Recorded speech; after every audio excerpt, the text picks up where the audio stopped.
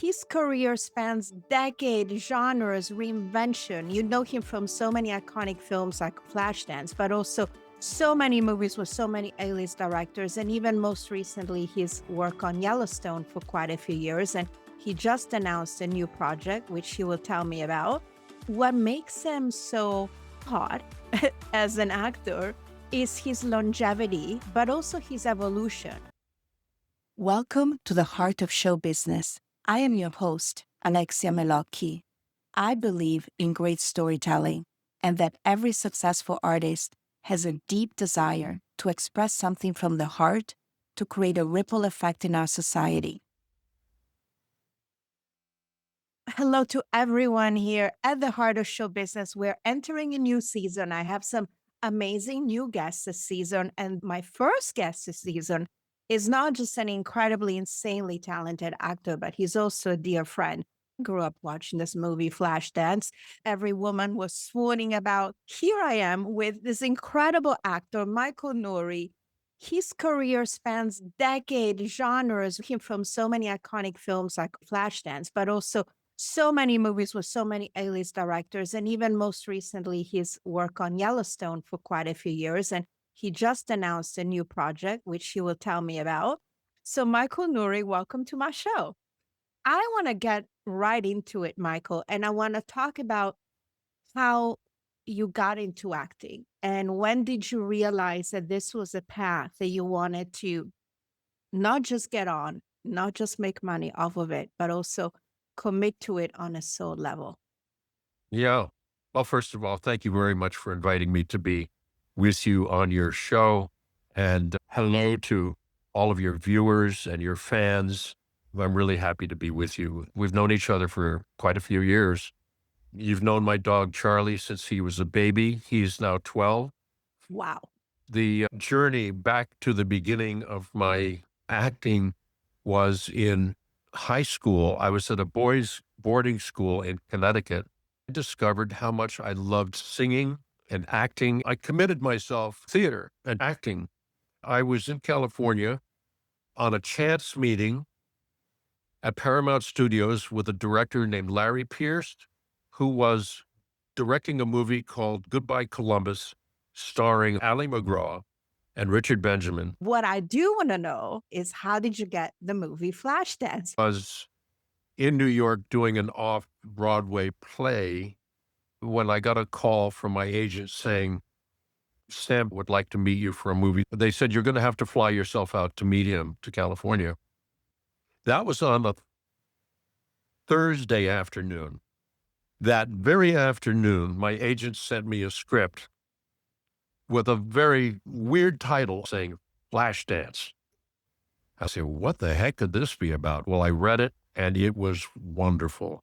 Adrian Lyne, who at that time, who has gone on to become a legend, I had to make a choice.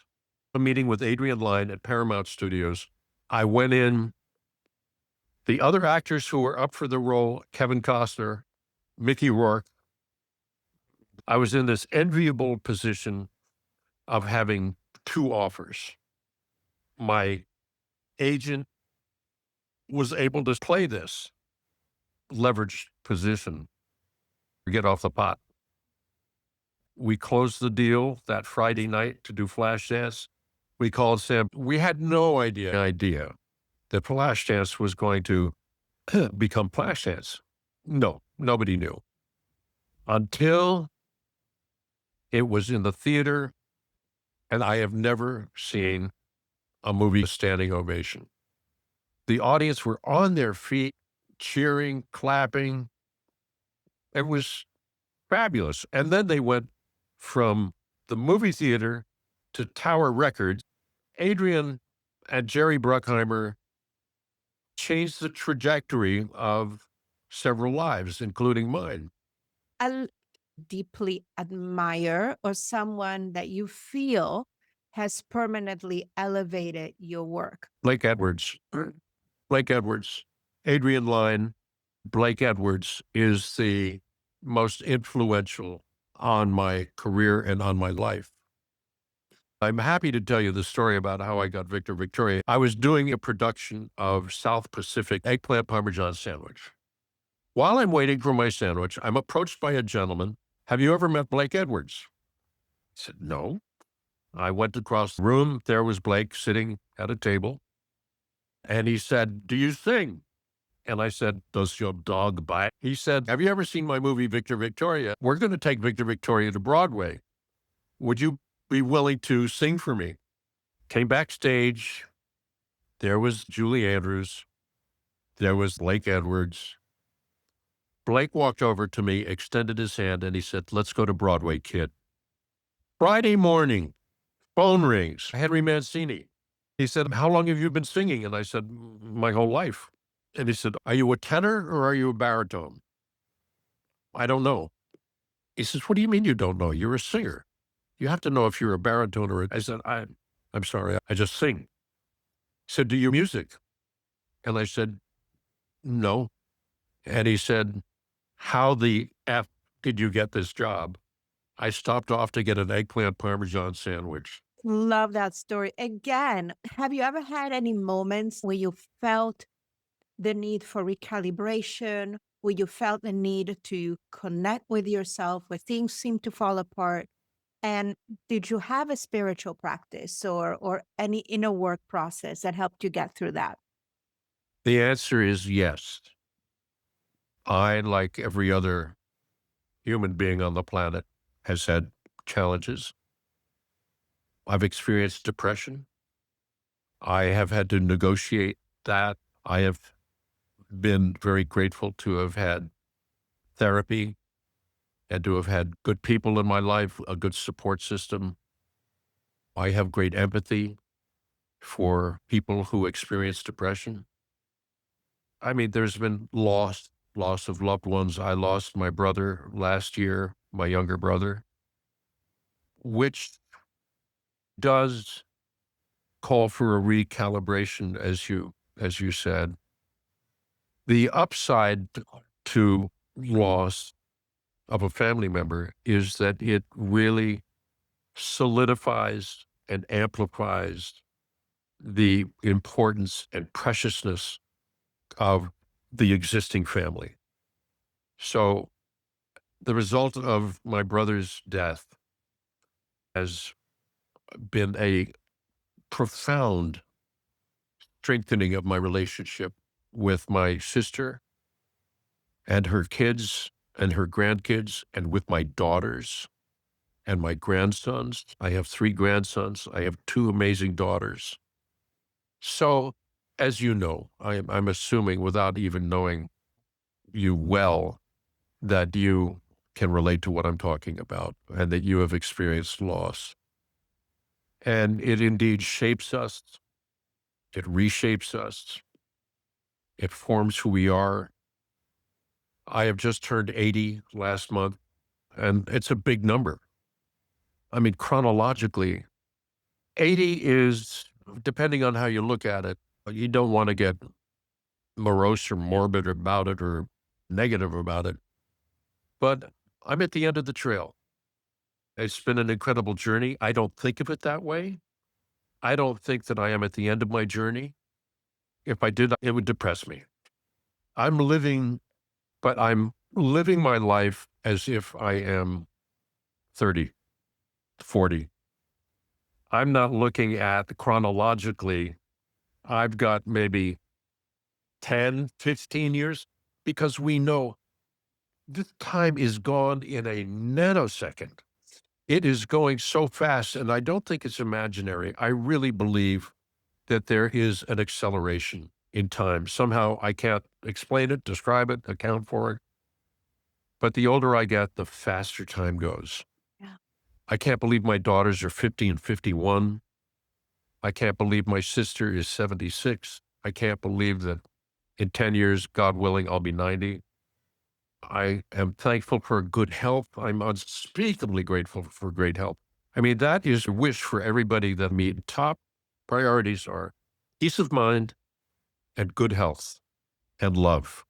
Oh, That's it. That's the package. If we have that, we're good to go.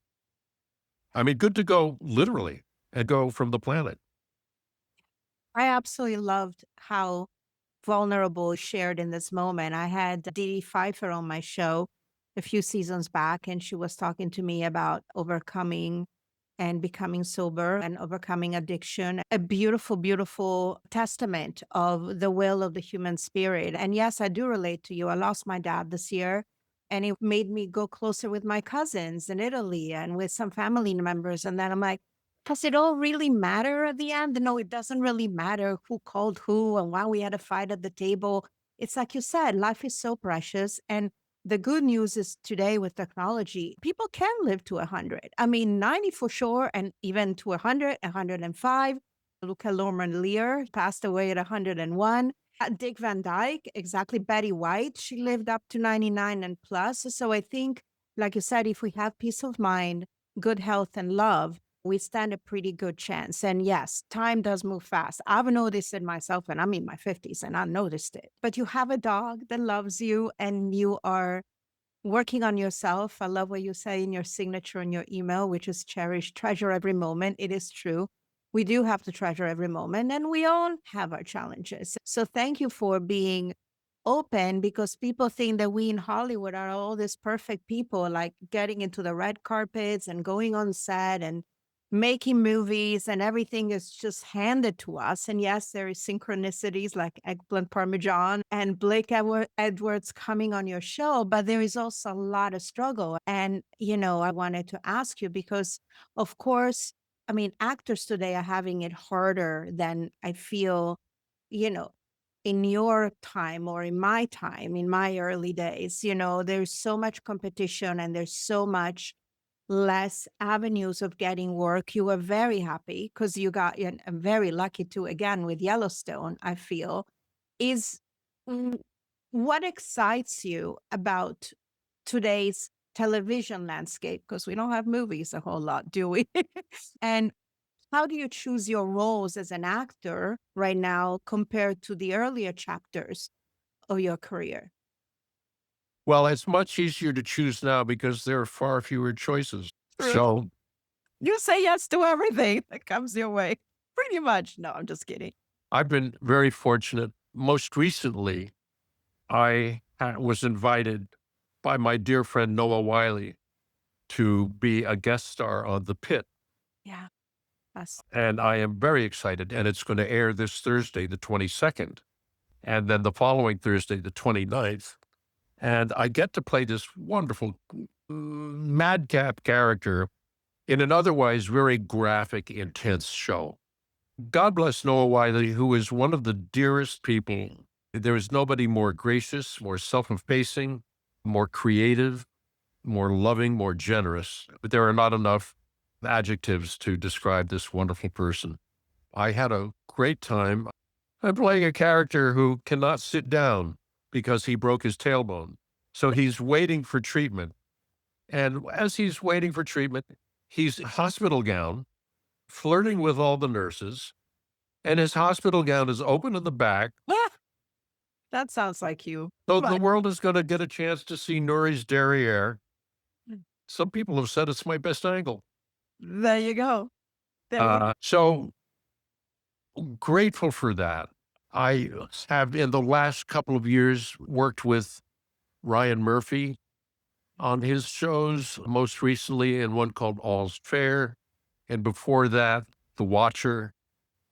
And then I had a wonderful time with Glenn Close playing her husband on Damages. That's about, oh my God, that's 20 years ago. See what I mean about time flying? Yeah. Flashdance is 40 years ago. Wow. Come on. Come Wow. on. That's What am right. I going to do with the rest of my life? Because as we know, it's very important to have a sense of purpose. Now, at my age, a major source of depression as we get older is feeling irrelevant. And I think, especially for a man has to feel relevant. You don't want to feel like a has been. Very easy to do that in this business, especially. I mean, most guys my age are retired. They're golfing. I don't golf. So I talked to my sister about this, having a sense of purpose. And I took a stab. I started to write a memoir. And she said, Why don't you let your memoir be your purpose and really get into it and totally commit yourself to it? So that's what I'm doing. I belong to a group of extraordinary individuals, men, including Bryan Cranston, Lawrence Fishburne, Rob Morrow, Spencer Garrett, Jason Alexander, Kevin Pollak. So there are 12 of us, LeVar Burton, and we get together at least every other month. And at one of our gatherings, we just looked around the table and we said, the stories at this table, come on, stories that could last the evening. Among the 12 of us, we should write a book and sell the book and have the proceeds go to our favorite charities. So Bryan Cranston, who is a published author because he did his autobiography called My Life in Parts, went to his publisher, pitched the idea, and came back to us and gave each one of us an assignment to write a memoir, which will be in a book. So we have all done that, and the book is going to come out December of this year. Wow. See, there was a reason, Michael, you and I had to be on this podcast show in this very moment in time. I told you at the beginning of our conversation, just as if I knew it. I said, your story should be a book. And it's like I almost pictured it. And it's interesting enough. I don't know about this latest news for anyone who hasn't been following my social media, but we've opened a publishing company. It's called Little Studio Films Publishing. And my book is two of my books are bestsellers. The second one is interviews, some of my best guests on the heart of show business. And there will be an expanded edition. And you're certainly going to be in that one because, you know, in this one, I've had Blair Underwood and I have Dee Dee and some people, but I couldn't fit all my 100+ guests. So I am doing also a book version of that. But my mother, she also just wrote a book, which is a bestseller, and it's being published through our company.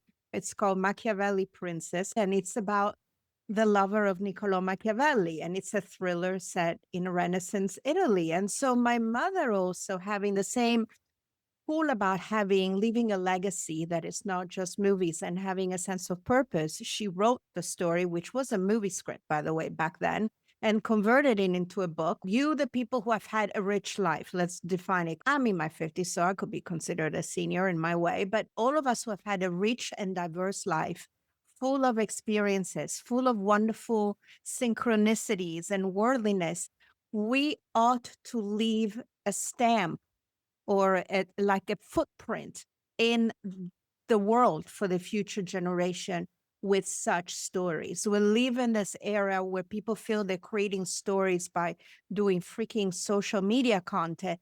Those are not stories. Those are not experiences like the ones that you have had in your life, working with Blake Edwards and Adrian Lyne, working through your depression and finding purpose and having this incredible men's group. I'm getting off my soapbox now, but this is so timely. And I can't wait to see your book. You're going to have to send us all the links because, of course, we will republish the episode when it's time. God bless you. Thank you.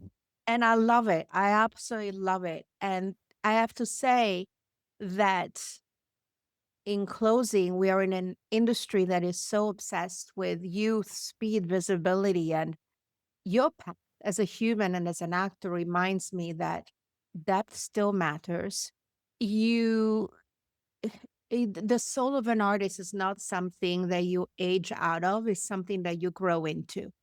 And thank you for reminding us that the heart of show business has very little to do with show and everything to do with heart.